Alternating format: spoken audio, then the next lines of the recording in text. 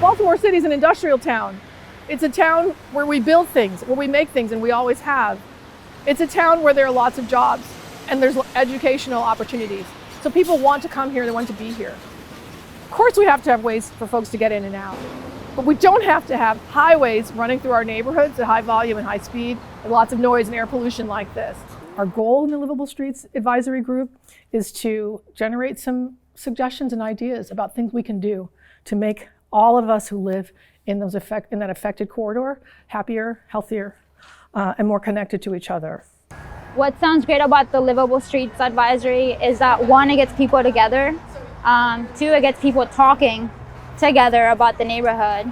And just a bigger group, it's a bigger push for any activist, anyone in the city that's trying to make a change as a motivator, and just support. Regardless of who we are, transportation is something we have to deal with. So how do we deal with it respectfully of each other and for our culture and for our climate? We're out here in Elwood Park. We're at the convergence of Monument Street, Highland Avenue, and Erdman, which is a highway.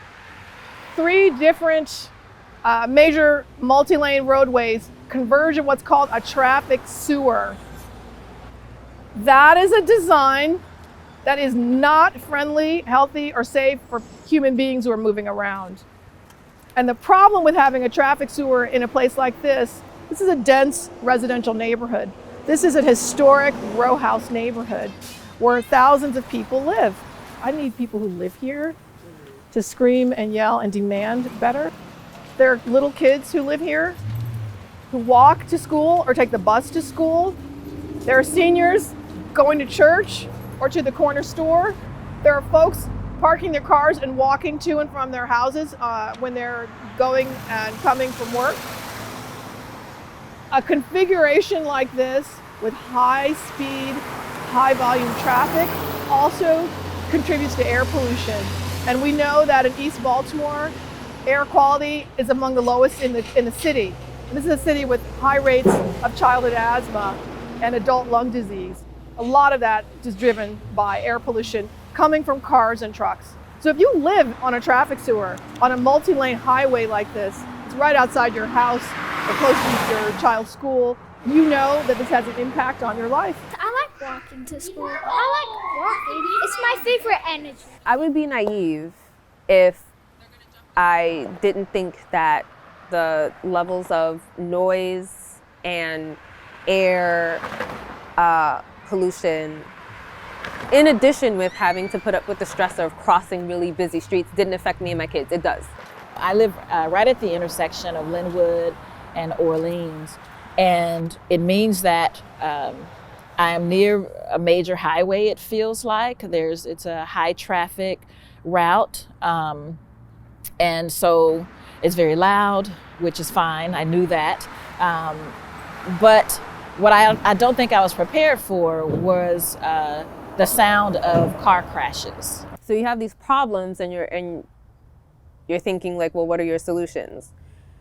And for Monument, I think making that a foot traffic only area and avoiding cars completely would, to me, be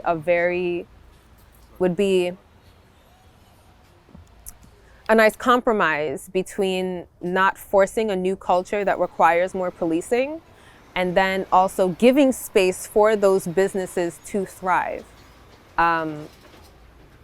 Just a thought. I don't know about Orleans. I have no idea about Orleans.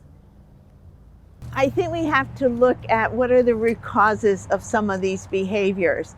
Is it because we don't know better, or is it because we're angry and we have so much stress in our life that we don't really care if we walk in front of that car? And so when I can feel respected, and I think this is true in enemy culture, when you feel respected, then you can respect others.